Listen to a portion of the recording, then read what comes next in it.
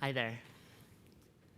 So I want you to take out your booklet now and fill out on the right-hand page what you have learned in each of these categories. You can just rate yourself in each of these categories. And take the sticker of each of those categories and decorate your character, you in this little booklet. Give yourself the superpower in empathy, collaboration, and motivation. We have a couple of activities, but before we go into that, what I'd like you all to do, you've been sitting for quite a while, so stand up.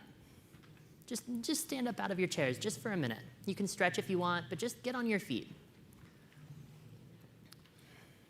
They say sitting is the new smoking, so we're at a healthcare conference.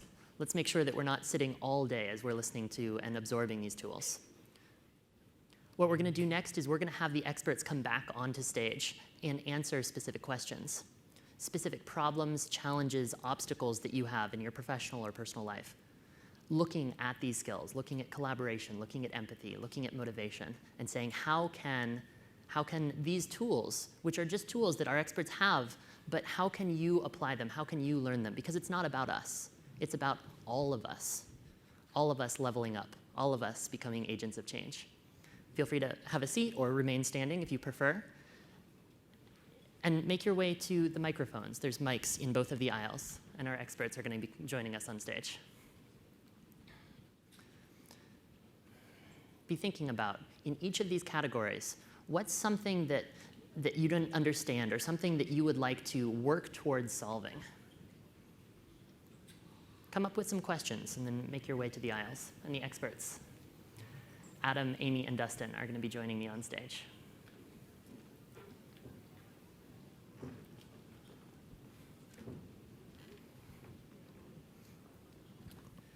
So not a big line at first. I see a couple of people making their way there. I've also been collecting questions from Twitter. But maybe could someone raise their hand? Who had some questions from the experience of listening to our presenters talk? Raise your hand if you had some thought about, oh, this is something related to my company that you might be able to do, that you might be able to do differently. Yeah, I see a hand over there. If you just shout it out, I'll repeat the question.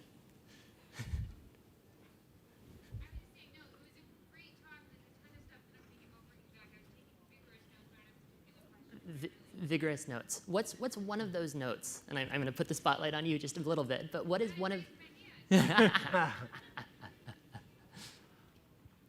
I'm going to pull from our Twitter questions as well. Excuse me just 1 minute.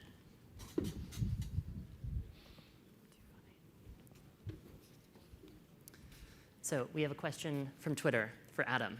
Of course. What would your recommendation be as the first thing to do to be a more collaborative organization? Like the very first beginning baby step. I would say invite somebody into the process. Whatever you're doing, invite somebody to do it with you. Right? As soon as you start to open up transparency, you really start to build that trust. Right? That, oh, my opinion is valued. They want me to participate. Nice. This question is on Amy. This came in yesterday. Empathy is the foundation for our designs, but how do we practice empathy throughout our design process and multiple design projects? What are some examples of practicing empathy? Right, it's a good question. So absolutely making sure, even if you have only one day to get with the people that you're designing for, make sure that you make that time and talk to people. So we'd love to spend months and months doing research to understand, the unmet needs and the emotions of the people we serve. But sometimes we can't luxuriate in that sort of research timeline. But we do like to do quick and dirty research just to insert that in the process so we can build empathy for the people we serve. And then, again, bring it back to them. They inspire your creative process, and then bring it back to them to validate and see, okay, did we really hit the mark with this? And I think Adam brings up good points, too, about having empathy for our coworkers and colleagues, because we're all in it together to try to make things better for folks. Thanks. Thank you. So one last question. There's the mic. One last question for Dustin. Can you use extrinsic motivation to start people on behavior change? Like, is it possible to use extrinsic motivation just to start? Yeah, I get that question a lot. So two things. One, if you think about it, people also say, well, can you use it to start, or can you layer it on, right? Is more better? And we'll amplify both. And no, it's actually, if you think about a scale, as extrinsic goes up, intrinsic goes down. It doesn't, it's not an additive effect. So I don't recommend using extrinsic rewards to hook people in. You're at the risk of undermining, again, that process of internalizing the behaviors that you're looking to accomplish, right? It's definitely a risky prospect. I wouldn't recommend it. Nice. Thank you very much.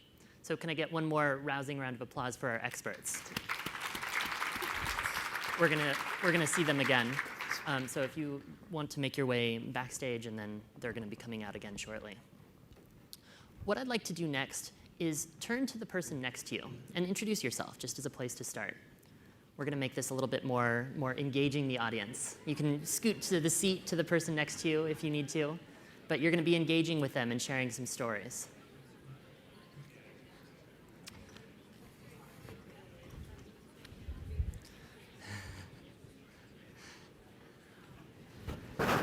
What I would like you to do, and we're going to start just with the skill of empathy. I want you to, one person decide you're going to be the storyteller, the other person is going to listen. And the person is going to share a story of a time recently where they struggled with the skill of empathy in their workplace, getting out of the taxi, getting into the cab, with your personal family. It doesn't matter what aspect that is. And the person listening is just going to listen with the attitude that Amy was describing. The reason that all of us are wearing these capes, we're becoming superhero agents of change. And change is a little difficult. Sharing personal stories is not something we're always comfortable with. So go out on a limb and share with your neighbor a story of a time recently where you were struggling to practice the skill of empathy. And listener, your job is to practice the skill of empathy and listen. So take 2 minutes and share with your neighbor. Great. So wrap up your stories. Bring your attention back to the front. I would like to do this, and I would give you the homework of doing this same thing in the other categories. We're not going to have time from the main stage right now to conduct you through sharing all of those stories. But it's stories of times when you have practiced the skill when you haven't. For empathy, for motivation, for collaboration, because these are skills that you can practice. These are things that you can get better at.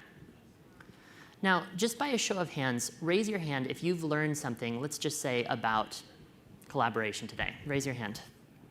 Right. And raise your hand if you've learned something about motivation today. Yeah. And raise your hand if you've learned something about empathy. So to this same neighbor that you've been sharing a story, and we're going to be joined by Amy, our expert on empathy, our superhero of change. Share with your neighbor, just for 30 seconds, that story. What you've learned about empathy, the skill that you've upgraded today. So take 30 seconds to quickly share that story.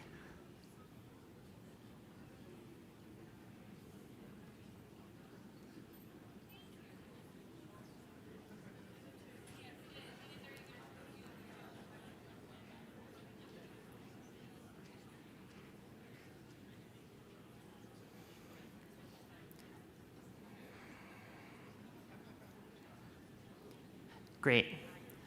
Now, can I get a couple of people to just shout out those stories? Just to a raise of hand if you're willing to share a little snippet of what that story is. I know this might be a little bit of a stepping out of your comfort zone, but if you'd be willing to raise your hand and share. Who has a story that they, I see a hand over here. Yes, if you speak it, I'll repeat it.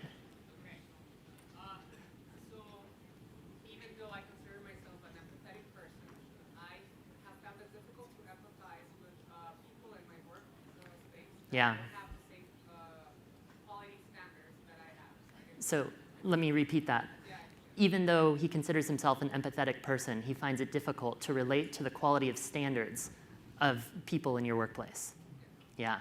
Thank you for sharing that story. And we have the crown of empathy presented by Amy. A round of applause. And that's something I think that all of us can relate to, different standards of quality, different standards in general, and finding that way to relate to that person empathetically. Thank you. Congratulations on your crown. So turn back to your neighbor and share one thing about collaboration that you have learned as a result of this afternoon. Take 30 seconds to share with your neighbor one skill, one tool that you have developed that you're going to take away, something that you've learned.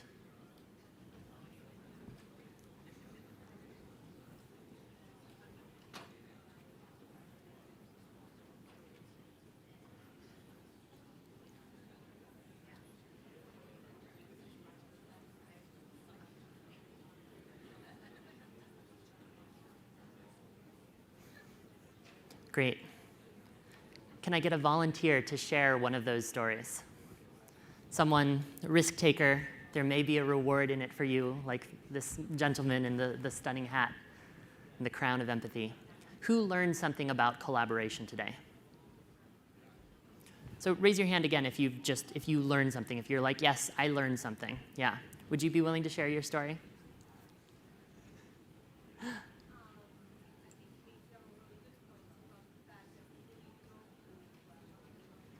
Nice. Yeah. So the key is that we often don't, that there are these challenges in collaboration. Thank you very much for sharing. And we have the cape of collaboration.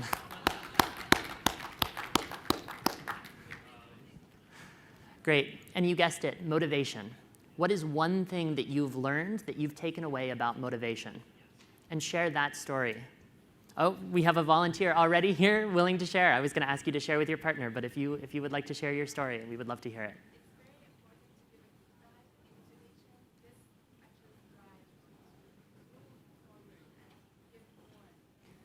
Nice. So that it's very important to give feedback, that this is a part of the reinforcing process.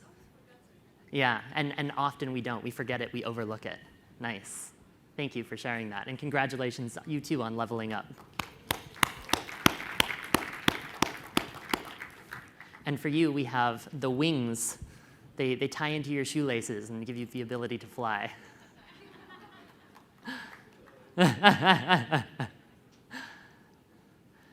So thank you all very much for coming, for listening to these talks. And most importantly, again, it's not about us. It's not about our presenters on stage. It is about all of us as agents of change leveling up. You have these booklets. Continue to mark, notice how you've changed, how you've improved. The stickers that you added to your character, if you make your way at the end of the session to the Mad Pow booth and throughout the day today, one of our artists is there to draw you wearing these new superhero garb. So again, my name is Robin. It's been such a pleasure. Thank you all very much for coming. And traditionally, at the end of a talk, we would applaud our speakers. I actually would ask that all of you stand up one more time and give yourselves a standing ovation, because this is about all of us changing together. Thank you very much.